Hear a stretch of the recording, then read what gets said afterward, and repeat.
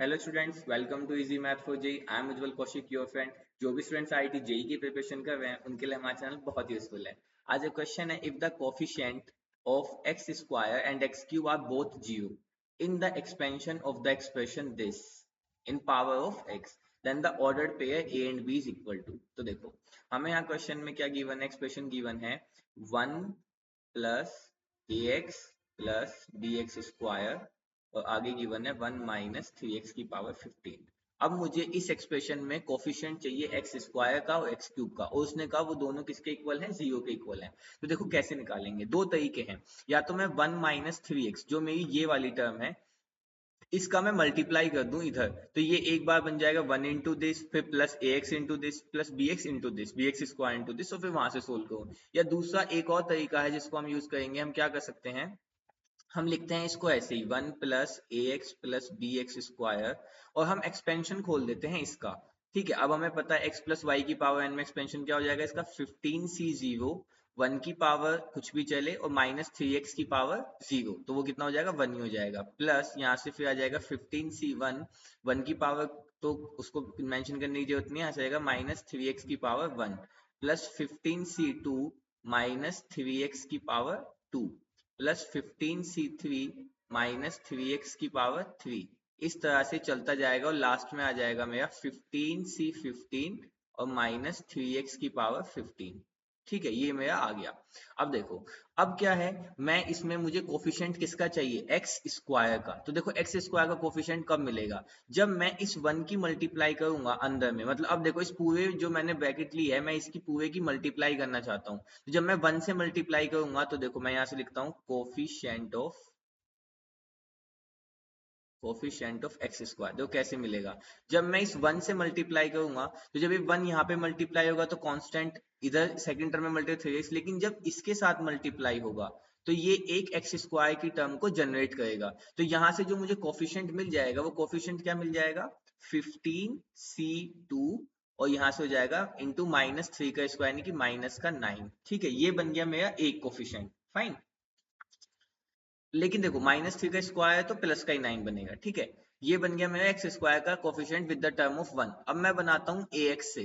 तो देखो, जब ए एक्स वाली टर्म सेकंड टर्म से मल्टीप्लाई होगी तो यहाँ से एक्स स्क्वायर का कोफिशिएंट जनरेट होएगा, बाकी किसी से नहीं जनरेट होगा। तो यहाँ से जनरेट होके क्या आएगा, चलो मैं इसको अलग कलर से लिख देता हूँ, प्लस।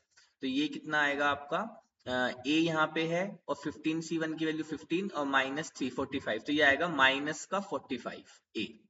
ठीक है, ये कितना आएगा, माइनस का 45 ए। अब तीसरा एक्स स्क्वायर का कोफिशिएंट कहां से मिलेगा, तो देखो तीसरा कोफिशिएंट का एक्स स्क्वायर मिलेगा यहाँ से, जो ये मेरी बी एक्स स्क्वायर वाली टर्म है। जब ये इस कांस्टेंट से मल्टीप्लाई होगी तो ये क्या बनाएगी, ये अपना आप में एक्स स्क्वायर का कोफिशिएंट बनाएगी। तो यहाँ से जो मेरा एक्स स्क्वायर का कोफिशिएंट आएगा, चलो मैं उसको लिख देता हूँ, वो आ जाएगा मेरा यहाँ से कितना, प्लस का बी, क्योंकि 15c0 किसके इक्वल होगा, 15c1, 15c15 यानी कि 1 के, तो यहाँ से सिर्फ बच जाएगा मेरा बी। तो ये बच गया बी। तो जो मेरा कोफिशिएंट ऑफ एक्स स्क्वायर आया वो सिर्फ ये आया। अब ये किसके इक्वल गिवन है, मुझे जीरो के इक्वल गिवन है। अब मैं अगर इसको सोल्व करूं तो 15c2 यानी कि 15 into 14 upon 2 into 9 minus 45a plus b is equal to 0। 2 से 1 कटा तो 15 सत्ते 105 गुणा 9 minus 45a plus b is equal to 0। तो यहाँ से मेरे पास जो बच के आया वो ये बचा। अब देखो, अब दूसरा करते हैं। अब निकालते हैं हम कोफिशिएंट ऑफ एक्स क्यूब।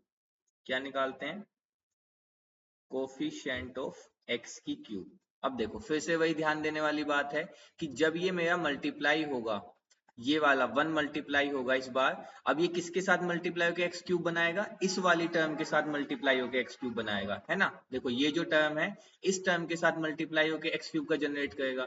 तो उससे कोफिशिएंट क्या मिलेगा, मुझे कोफिशिएंट मिलेगा 15c3 और यहाँ से माइनस 3 की पावर 3 यानी कि माइनस का 27। तो यहाँ पे लिख देता हूँ मैं माइनस का 27।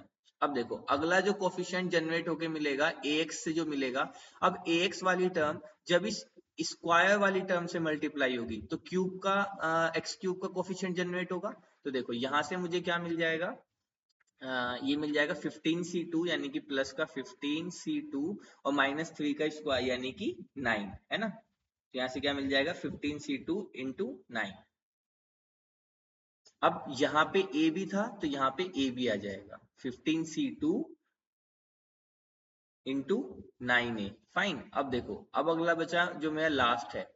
अब एक्स क्यूब की टर्म जनरेट होगी बी एक्स स्क्वायर से, तो बी एक्स स्क्वायर की टर्म जब इस एक्स वाली टर्म से मल्टीप्लाई होगी तो क्या जनरेट करेगी, एक्स क्यूब का कोफिशिएंट। तो यहाँ से जो एक्स क्यूब का कोफिशिएंट आ जाएगा वो क्या आ जाएगा, माइनस का 3 यानी कि 15 टू माइनस 45b, तो यहाँ से आ जाएगा माइनस का 45b। This will be equal to 0। तो यहाँ से मेरे पास दो इक्वेशन आ गई। अब जब इस इक्वेशन में देखो एक कोफिशिएंट है, यहाँ पे दो कोफिशिएंट है, जब मैं इक्वेशन 1 एंड 2 को सोल्व करूंगा तो यहाँ से मेरे पास वैल्यू मिल जाएगी, a की वैल्यू आ जाएगी 28 और b की वैल्यू आ जाएगी 315। I hope you are able to understand the video. If you have still doubt, you can ask to me into the comment box. Please subscribe the channel. Be happy. Thank you very much.